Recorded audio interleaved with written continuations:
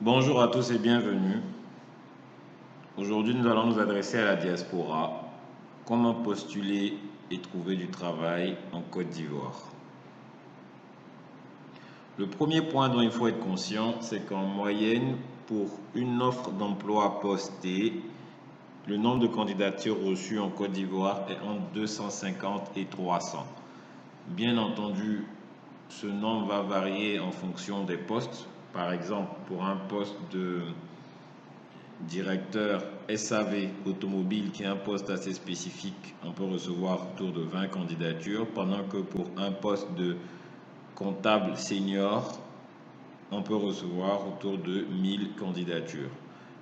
Ce qu'il faut retenir, c'est que sur la plupart des postes, en général, il y a une disponibilité en termes de candidatures sur le plan local et même international. Parce que ce qui est important de rappeler, c'est que sur les postes en Côte d'Ivoire, 90% des candidatures sont locales et 10% des candidatures sont internationales, donc qui viennent de la diaspora ou de la diaspora ivoirienne ou de personnes ressortissantes d'autres pays, tout simplement.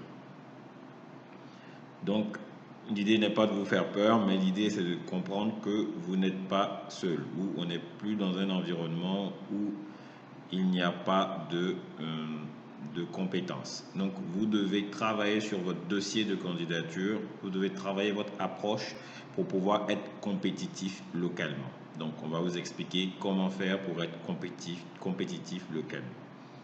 Le premier point, c'est adapter votre dossier de candidature aux normes locales. Qu'est-ce que ça veut dire, adapter son dossier de candidature aux normes locales? Bien entendu, à part peut-être pour les postes où cela est spécifié ou pour les postes internationaux, nous sommes dans un pays de langue française, donc déjà traduire son CV.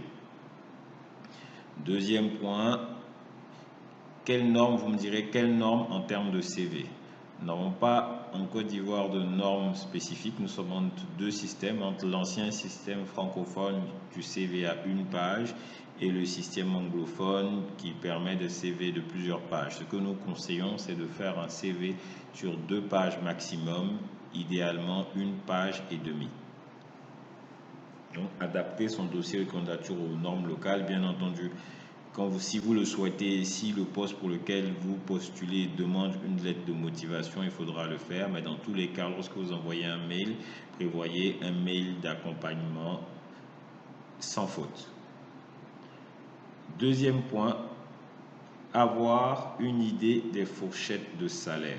Ce point est très très important. Vous devez vous faire une idée des fourchettes de salaire afin d'être compétitif, parce que sur un poste, si vous êtes au double de ce qui est proposé sur le marché, il vous sera difficile d'être compétitif, d'autant plus que vous êtes à l'étranger et même si vous êtes à l'étranger. Troisième point, comprendre et anticiper les contraintes spécifiques à certains postes.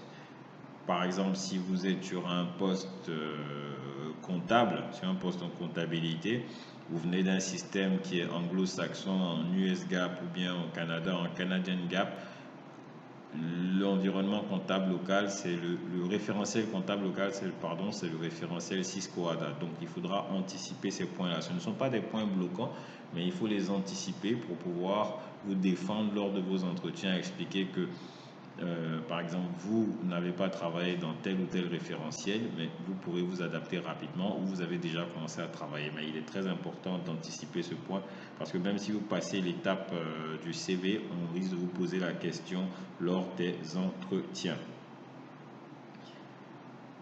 Les autres points, ce seront des points pour vous aider dans votre recherche de manière générale. Donc, prévoyez du temps, laissez-vous du temps.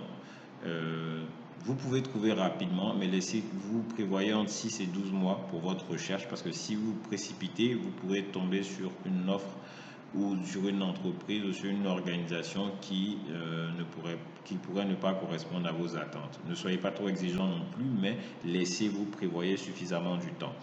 Il faut prévoir également des voyages pour vous familiariser avec l'environnement et pour vous faire connaître un peu des décideurs.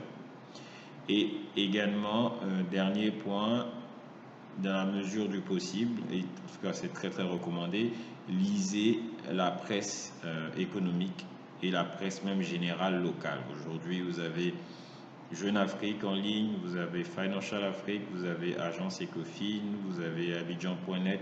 Donc, essayez de vous informer un peu sur tout ce qui se passe localement pour que votre adaptation soit plus facile et pour que lorsque vous passerez des entretiens, vous pourrez montrer que vous êtes déjà impliqué sur cet aspect-là et que vous pourrez vous adapter très rapidement. Donc, si vous avez des questions et des préoccupations, n'hésitez pas à nous les laisser sur info@thierrygroup.com. Merci et bon courage.